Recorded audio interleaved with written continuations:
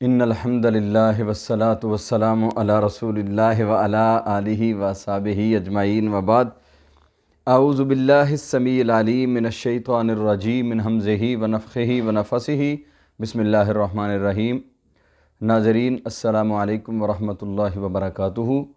اس کے فوائد کے حوالہ سے گفتگو چل رہی تھی اور آج انشاءاللہ ہم چھٹا فائدہ السلام علیکم ورحمۃ اللہ وبرکاتہ کا بیان کرنے جا رہے ہیں۔ نبی مکرم جناب محمد الرسول اللہ صلی اللہ علیہ وآلہ وسلم نے جو احادیث مبارکہ بیان فرمائی ہیں ان کی روشنی میں آج ہم چھٹا جو ہے نا وہ فائدہ بیان کر رہے ہیں کہ السلام علیکم ورحمۃ اللہ وبرکاتہ کا چھٹا فائدہ یہ ہے کہ انسان کو اللہ رب العزت ہر طرح کی پریشانیوں سے، ہر طرح کی آزمائشوں سے سلامت رکھتے ہیں۔ جس طرح کہ آپ صلی اللہ علیہ وسلم کا فرمان گرامی ہے، براء بن عازب رضی اللہ تعالی عنہ حدیث کے راوی ہیں، نبی کریم جناب محمد الرسول اللہ صلی اللہ علیہ وآلہ وسلم نے فرمایا افشوا السلام تسلموا، لوگو سلام کو عام کرو،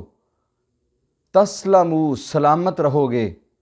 یعنی جتنا زیادہ سلام کہو گے اللہ رب العزت آپ کی ہستی کو، آپ کی ذات کو سلامت رکھیں گے۔ سلامتی کا کیا معنی ہے؟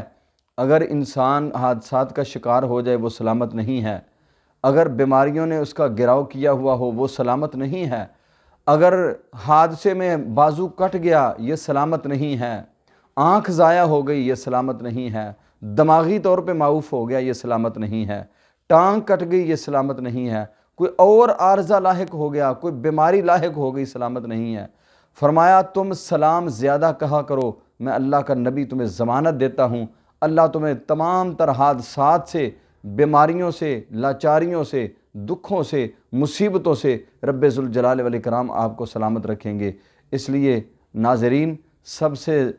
بہترین فارمولہ جو سلامتی کے لیے، بیماریوں سے بچاؤ کے لیے، حادثات سے محفوظ رہنے کے لیے، ہر طرح کی پریشانیوں سے محفوظ رہنے کے لیے جو نبی کریم صلی اللہ تعالی علیہ وآلہ وسلم نے بیان فرمایا ہے وہ یہ ہے کہ افشوا السلام، لوگوں سلام کو عام کرو، جتنا زیادہ سلام کہو گے اللہ تمہیں سلامتی والی خوبصورت، خوشگوار اور بہترین زندگی عطا فرمائیں گے۔ اللہ تعالیٰ سے دعا ہے کہ اللہ کریم ہمیں عمل کی توفیق عطا فرمائے۔